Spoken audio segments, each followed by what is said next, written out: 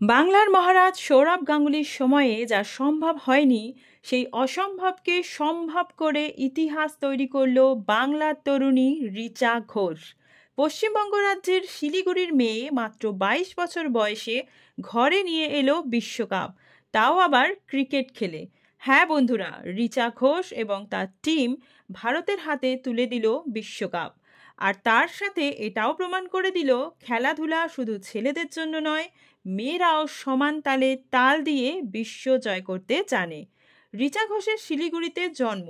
তার বাবা ক্রিকেট খেলতে ভালোবাসেন এবং মেয়েকেও ছোট থেকেই ক্রিকেট খেলার জন্য অনুপ্রেরণা দিয়ে গেছেন।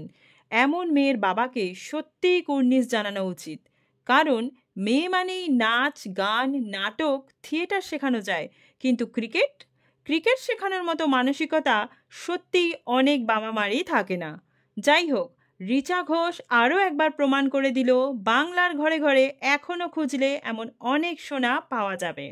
আর আমার দর্শকদের রিকোয়েস্ট করব যে ভিডিওটা যারা দেখছেন তাদেরকে অবশ্যই আপনারা আপনাদের মেয়েদেরকে এমনভাবেই তৈরি করুন একদিন যেন তারাও বাংলার মুখ উজ্জ্বল করতে পারে। বাঙালির গর্ব রিচা ঘোষের জন্য অন্তত ভিডিওটাতে একটা লাইক করে দেবেন, আর প্লিজ আমার চ্যানেলটা সাবস্ক্রাইব করে রাখবেন আগামী দিনে আরও ভালো ভালো মোটিভেশনাল ভিডিও পাওয়ার জন্য। চলে আসবো নতুন কোনো ভিডিও নিয়ে, ততদিন ভালো থাকবেন, সুস্থ থাকবেন।